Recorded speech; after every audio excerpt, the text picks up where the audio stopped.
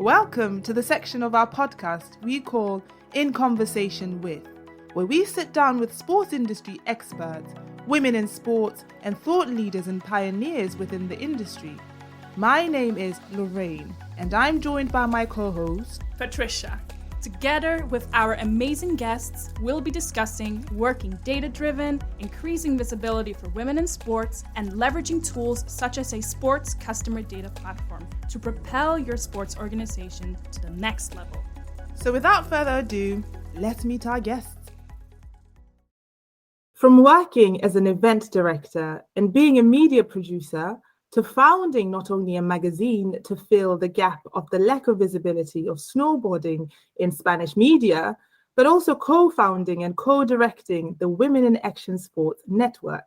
Our next guest has ventured into and dominated a world both within sports and the media that most, regardless of whether they're men or women, don't often venture into.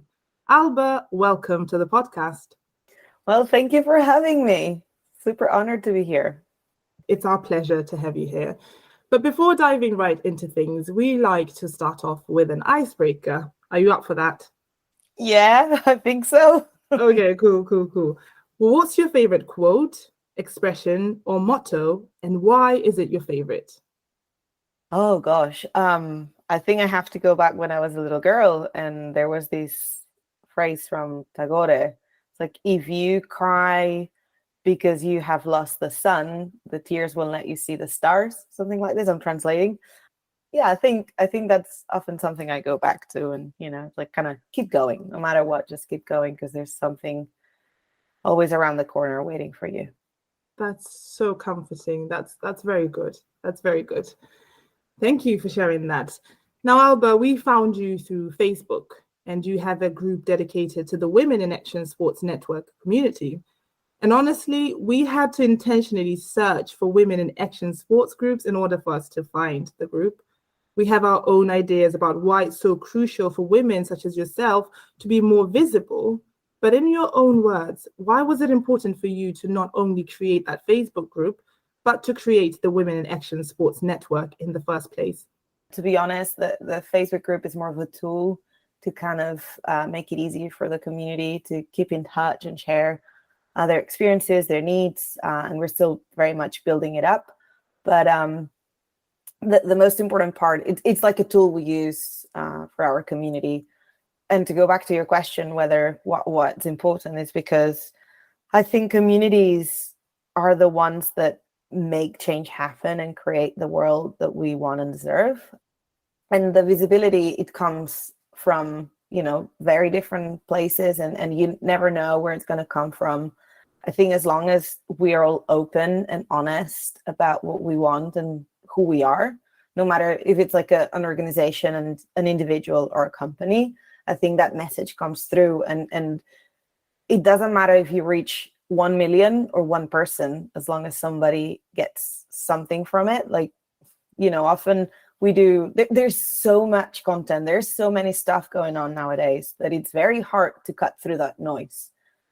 But also we need to remind ourselves that there's always someone listening. And often for me, I do things that I think if just one person, if this helps just one person, I'm happy, right? So, I mean, I think that's what's important, because you don't know what other people's stories are, what they're going through professionally, personally.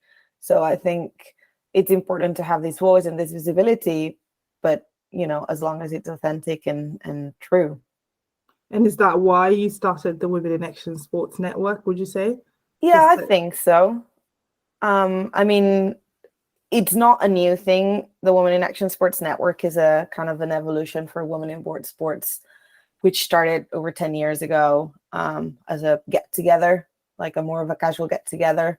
And we realized that there was that gap, that there was no space for women in the action sports industry, board sports industry to kind of meet.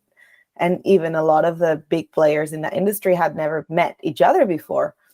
So what started as a casual gathering, it has become over the years a place to go to kind of find that network of women that are working in these sports that are often male dominated. So Yeah, and community building is something that we at Data Talks also believe in.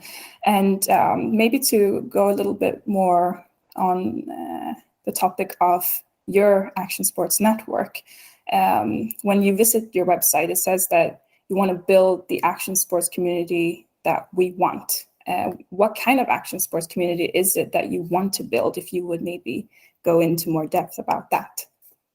Well, I think communities as people, they have to be flexible and ever growing, and probably the community we wanted and we needed 10 years ago is not the same one we want and need now, because it's not so much of wanting but needing. For me, what we want is, of course, equality, equity, inclusion, diversity, respect, most and foremost, respect and support within each other. I think that's what community stands for, is that support. If you need something, there's someone out there that can help you.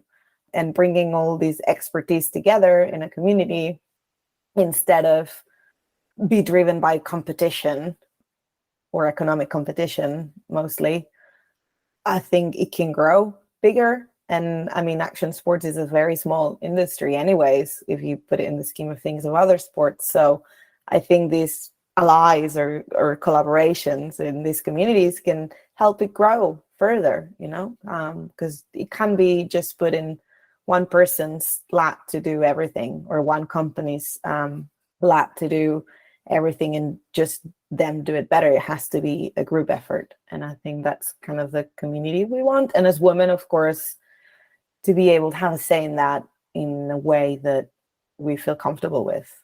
And that hasn't, again, for me, doesn't have to be the same today than it has to be tomorrow, because things change and we have to adapt with times and keep progressing. Yeah, absolutely. And if there are some sports organizations listening or anyone working at a sports organization, what would be your concrete tips to build a healthy community? I know that you've been tapping into that a bit right now already, but if you would give some how-to steps maybe just to get started, what would those be? I don't think there's a magic formula for anything, but again, to go back to the beginning, the authenticity and the staying true to the purpose and who the community are, the participants in the community are, and their interests and their well-being. I think it's super important. And to be honest, I don't think there's sports organizations that are doing bad jobs in the sense of, oh, you should change this or that. I think often is a bit more cringy, if you want to say, when you see a brand or a very much for profit driven company try and build a community as a spin-off or as a marketing strategy or as a kind of purpose, out of nothing, so they can be like, oh, we're doing this and it's a community, it's not a company. And that can be a bit more off-putting, I think. But if done well and if done with true purpose and done with a real purpose and mission behind it, I think it's all positive. So I think for any organization, the intention is what comes first, and if you have that intention and you stand behind it, it's going to grow. And also not saying something as an organization or not taking a stand on an issue is as bad as probably maybe not doing something wrong, but if you don't take a stand on something, it's not good either. So yeah, be authentic and take a stand for what they believe in. Absolutely. And I guess on the flip side or another perspective is that sometimes especially in 2022, where everyone has an opinion and everyone has a computer, everyone has a phone, and everyone is willing to share their opinions vocally, online, and they stand strongly for them, it can be a bit hard for organizations to kind of see okay, what do we say, how do we say it? Because maybe if we say something, we might comfort one section of our followers, but the other might feel sort of maybe alienated or discriminated or something like that. But I guess it all comes down to exactly what you just said, the motivation, the motive, because if that organization really strongly believes in a cause, of course there will be backlash. Of course there will be someone who thinks maybe you shouldn't have said that. But I totally agree with you that you have to stand for something, because otherwise you stand for nothing. So yeah, so 100% I agree with you. But now you have been in the sports industry since as far back as 2008, when you started out as a freelance journalist and action sports photographer. That's over 14 years of experience within the sports industry. The sports industry has, during this period, changed, of course, but what changes have you seen that have made you optimistic about the future of women in action sports or in sports in general? First off, 2008 seems like yesterday. So that was like, what, really that long ago? Yeah. I mean, for sure, when you talk about sports and women, like the progression of the athletes themselves and the abilities of just pushing the limits forward to places nobody ever thought was possible. It's astounding and so exciting to watch, most specifically into action sports, seeing skiing and snowboarding going into the Olympics had put that focus on women's snowboarding and freestyle skiing as well, and made it a big push. And more recently, of course, skateboarding, biking, and now currently the free riding movement with mountain biking and downhill mountain biking and freestyle mountain biking. It's just up the roof. So be able to watch that progression when it comes to the actual sport skyrocketing is super exciting and super, super great to see. And on the industry side, I mean, I believe these things wouldn't happen without the support of the industry, right? If you put the sport progression into the bigger scheme of things, or society, bigger things, a few decades ago, women couldn't even vote. So we're behind. Of course we're behind. And I'm talking about performance now, of course we're behind, because up till very recently, women didn't have the same possibilities to train, the same sponsorship money. They still don't have, but like the access to all of these tools to be able to compete and to train as professional athletes weren't there. So I always say that to progress a sport, it needs investment, support, but also time. And I think we're catching up, and we're catching up very quickly and very exponentially, which is great to see. And that's only because the industry behind it started to realize that there's that potential.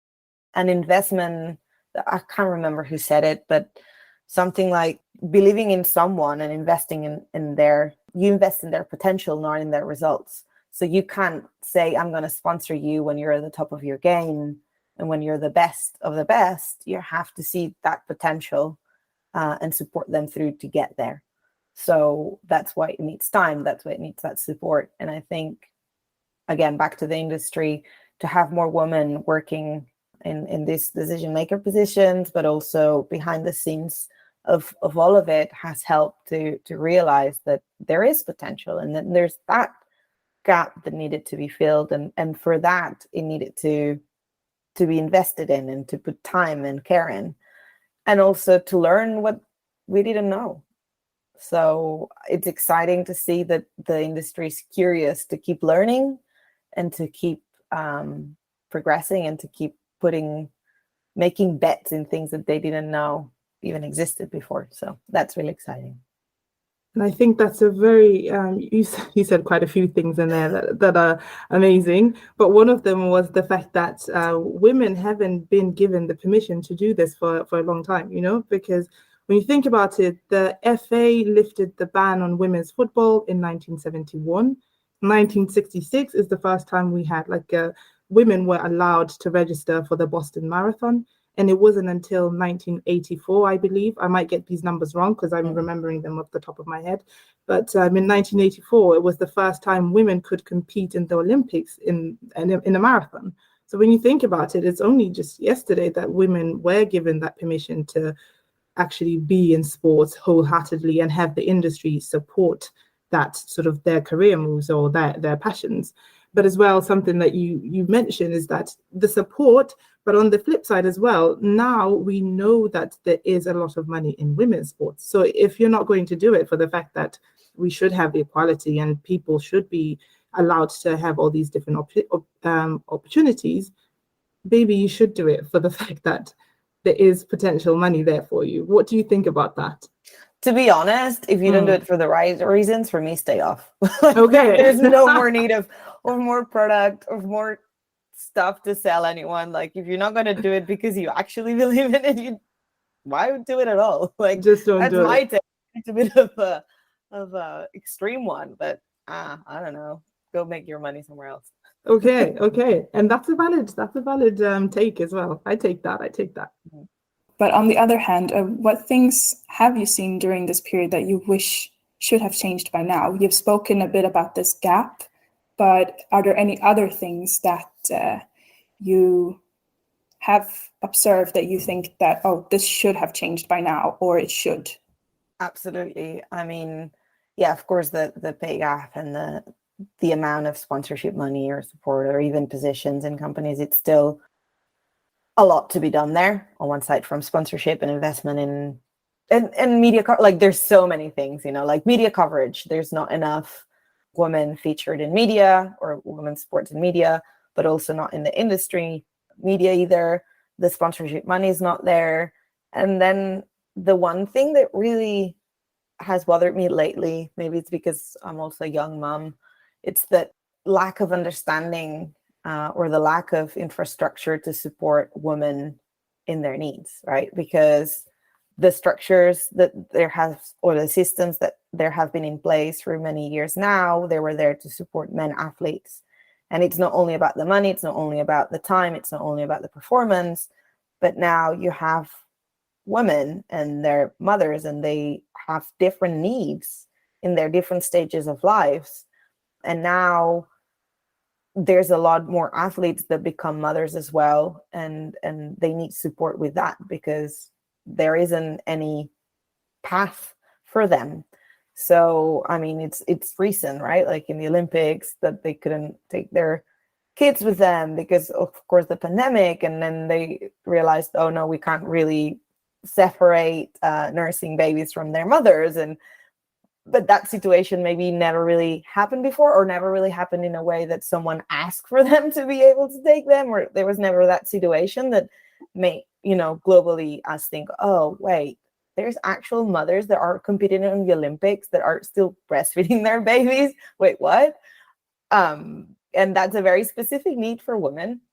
It's not trying to be like, oh, we need all of these special. No, it's a very specific need. It's a very woman specific thing and things like that. So I think we're still trying to adapt these systems that we had before. And then, of course, this is not specific to sports, but in general, I feel like in the workplace, when you have a job and as a woman, you go through the different stages of your life. Again, motherhood is a big one.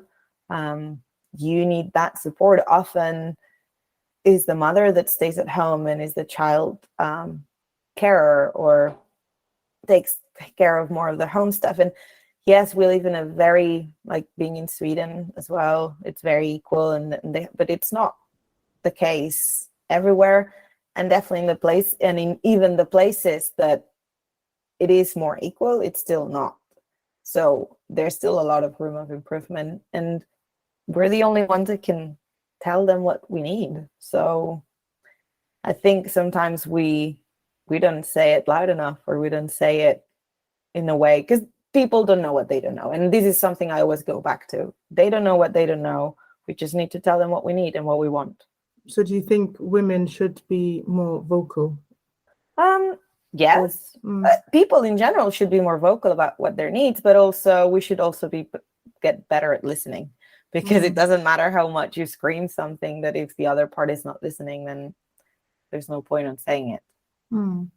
Absolutely. And I mean, earlier you did say that there's so much going on the internet that sometimes you don't know how to cut through that noise, because when you just said you don't know what you don't know, when you were talking about all of this, I was like, I don't have a child, so I've never actually thought about these kinds of things, So when you said you don't know what you don't know, that really resonated with me, because I felt what you said and I could be empathetic towards it, but I'd never thought about it before you said it, So maybe in a way as well, we need to find more creative ways of cutting through the noise and just making sure that we put action before just words, because there are a lot of words on the internet, Yeah, absolutely.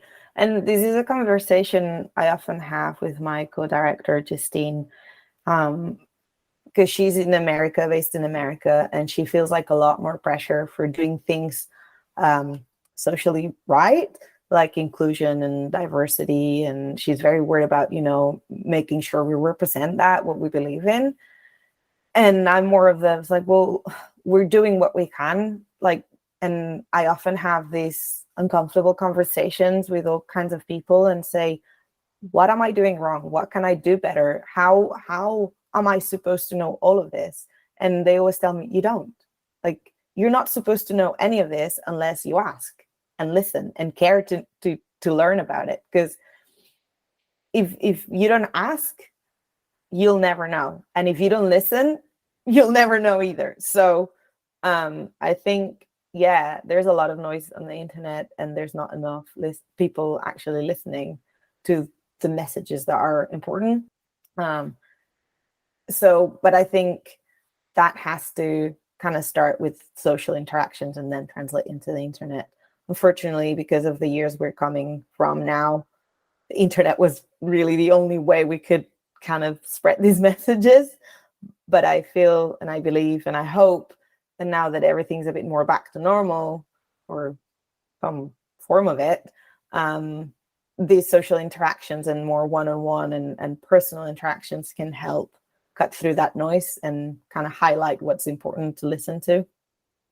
Absolutely profound. This is so profound. I'm just taking it all in, and I'm also thinking at the same time, but trying to listen to you and be present. But yeah, I think as well, it's important to highlight that you talked about those personal interactions, because sometimes people do ask, and because they just ask, then you as the other person, I'll give it a specific example with, I'm a Black woman. So if people come to me and they ask me specific things that have to do with my Blackness, and I maybe haven't perceived that I had experienced something that was discriminatory, and then they ask me, sometimes I can get a bit defensive and a bit like, oh, why are you asking? What happened? That kind of stuff. But exactly like you said, when you have those personal interactions, and you can sort of judge like when the best time to ask is, how you can ask depending on the person and all those kinds of things. It's very important, because I think your message is just super, super, super important, what you just said. So I hope that our listeners are taking it in, because I'm going to do some reflection after this, because that was really profound. Ask and listen. But then maybe kind of taking a slight detour to something else. Apart from being passionate about action sports and, of course, diversity, inclusion, you're also a media powerhouse. I use those words because I looked at your stuff and I was like, wow, I really love this. And of course, you started the magazine for snowboarding in Spain. But what do you think is the role of the media in your quest to improve inclusivity and equality in the action sports industry? You've touched on this a little bit, but do you want to kind of maybe elaborate a little bit more on this? Yeah, give a voice. I guess media has always been an amplifier of messages, right? So just give a voice to the issues and the people that have a say on it. Media can be really, it is very powerful, and it can be used in many ways, as it's proven by human history. So I think our duty is to really have or keep those platforms so we can give the voices, again, to use the diversity of voices and give them the platform and the space to be heard, amplified. Absolutely. And in today's day and age, social media is that platform that is becoming, like we've spoken about, more and more used. And studies do show that social media can help women in sports in general increase, their revenue by finding new followers and also connecting with them through those channels. So could you maybe give sports organizations or anyone listening that specifically work with women advice on how they can get started, not only with creating a follower base, but also in some way leveraging that follower base for different purposes? Right. So I kind of want to go back a bit, because what you said, that social media can help. Yes, absolutely. But also we can't forget the other channels, because, I mean, a lot of studies I've been reading they say, or like how the algorithms work and stuff, the more, like if you Google something, if you look up for something, you're going to get more of that, right? That's how, again, in social issues nowadays, that they become more extreme. And because if you search about conspiracy theories, that's all you're going to get, and more and more and more. And the deeper you get, the more stuff you get from it.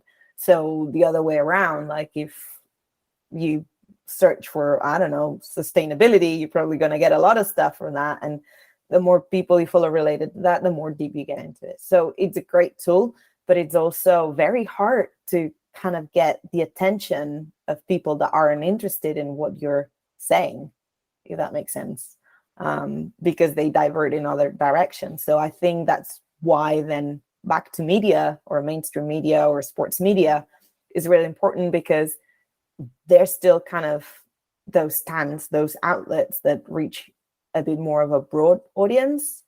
So I think, not even for sports specialized media, little media like myself, but like for broader media, it's important to kind of keep these voices as varied and as diverse as possible, because otherwise you kind of stream it down one line. So for sports organizations that kind of want to grow their base, but also kind of, I think, again, to go back to the very beginning, keep authentic, keep in line with your purpose and your mission. Don't, a bit what I said before, like trying to monetize something just for the sake of it, it's always going to be perceived as a bit off, and that's probably going to have a lot of backlash. On the other hand, if you have a true purpose and a true mission and a true vision behind it, and your intentions are good, I mean, it can always fail, of course, but it's going to have more chance of success. And the curve is never like up. I'm doing a kind of straight up line with my hand, but it's always going to be up a bit, down a bit, up a bit, down a bit. And all you can hope for is that the line in general tends to go up. That's really good, because I think we can get carried away with the hype of what's bright and new and shiny. And at the moment, it's social media, and it's so pervasive. It's so just everywhere that we forget that, actually, there's algorithms and all that kind of stuff that's involved, and you need to find ways to cut through the noise at the end of the day. So that's a very refreshing and interesting take that I hadn't thought about before. Yeah, and now that we can get back together again, I think events and connecting socially, physically with your audience, with your people, is super valuable. And those are the experiences you remember. So as an organization, as a community, I think, at least that's where we're trying to go, because that's what we like at the end of the day. We're social people. Like, we don't want to be staring at screens all day. It's great, but if I can be surrounded by people, it's even better. So yeah, for sure. And I think, I don't dare to say the statistic, but I know that they say it's a lot about how you say things, and interaction, therefore face-to-face, and just experiencing is very important to convey that authenticity that you were talking about as well. But listening to you, it sounds like intention is key at the end of the day as well. And finally, to end this very lovely conversation, what advice would you give to women who are in the sports industry and who, maybe are on the brink of giving up their dreams and creating an impact within the industry? What would you tell them? Nothing new that I haven't said yet. We could go back to the icebreaker at the beginning, because something hasn't worked out the way you thought it would. That doesn't mean there's something like the stars that would shine when it gets dark, right? And that there's something else that's going to happen, even though it's not what you envisioned at the beginning. I think giving up is not really a good way to put it. You can shift, you can change, you can tackle something new, you can rest and start again. And there's no right or wrong in any of that. We're in a period in time, I feel like everybody needs rest. Everybody's talking about rest very much. Burnout is the top of everyone's kind of list. Big companies, big media companies are taking breaks publicly, saying we're switching off for this amount of time. Maybe all you need is a break, a shift, a change of direction, but never give up on your intentions, because that's not something you can give up on. Absolutely, absolutely. And Alba, is there anything exciting that you're currently working on that you would like our listeners to know about and check out? Sure. I mean, on the Women in Action Sports Network side of things, we put together an Entrepreneurs in Action Sports bootcamp, which is supposed to be a very cool long weekend intense of helping women, giving the tools to kind of reboost or start a business. And we're doing this with Justine. She's an amazing business coach. So we're really very much trying to bring this community together of women sharing, similar things, even though their businesses can be different, but they're in very similar places in their life. So create that network and that community to make sure we put support into the collaboration rather than the competition, but also to give them the tools, the specific tools they need to succeed. And of course, surrounded by activities like stand-up paddleboarding, skateboarding, mountain biking, because we're in a paradise, because it's just outside of Barcelona. It's a very limited boot camp, so it's only 10 spots. They're filling up quickly. So if you haven't yet, I would recommend to check it out on the Women in Action Sports Network's website. And then a bit of more on a personal level, I'm working on a book about motherhood and snowboarding. So I'm trying to bring in as many different women that are mothers and continue to be an active part of snowboarding to tell and share their story. And it's shaping up to be pretty epic. So I hope I can make justice to their stories and compile it in an inspiring way to inspire other women to keep doing what they're doing, even their life or their moment in life changes and new things come along, that you can still keep true to who you are and what you love. Wow. And once you've published the book, please come back so you can tell us more and we can go through it, because I think that, I don't know, I haven't done a Google search, but probably if you Google search motherhood and women in action sports, you probably won't find that much, or maybe on blogs and stuff, but we need this kind of content, we need this kind of content, and we'd be so excited to read your book and to have you come back and tell us more about the process of writing the book and your findings and all that kind of stuff. And we have all the faith in you. We know that you will do a great job. You'll do a great job. Thank you so much. No I worries. hope so. No worries at all. Thank you so much, Alba, for taking time out to have a chat with us. It has been delightful. So many takeaways just for me on a personal level. One of them being, you don't know what you don't know. I don't know why, but the way you said it, it really just resonated with me, that I need to ask more questions, but also listen, because I don't know what I don't know, and I won't know if I'm not asking and listening. So thank you so much for sharing your story. Thank you so much for having me. It's been my pleasure. And thank you for your interest. I mean, I wouldn't be here if you wouldn't have been curious and asked. So there you go. You already started doing it. Look at that. Yeah, thank you so much. It was a refreshing conversation, and really looking forward to talking to you again. Same. If your goal is to deliver a world-class supporter experience at every game, and you want to know how you can meet that goal and get started today, then visit our website at datatalks.sc and fill out our demo form to experience firsthand how we can help you. Or you can sign up for our masterclass or email list to get exclusive materials such as ebooks and case studies that will help you meet your goals better. Until next time, stay productive. Data Talks. We fill the stadium, you focus on the game.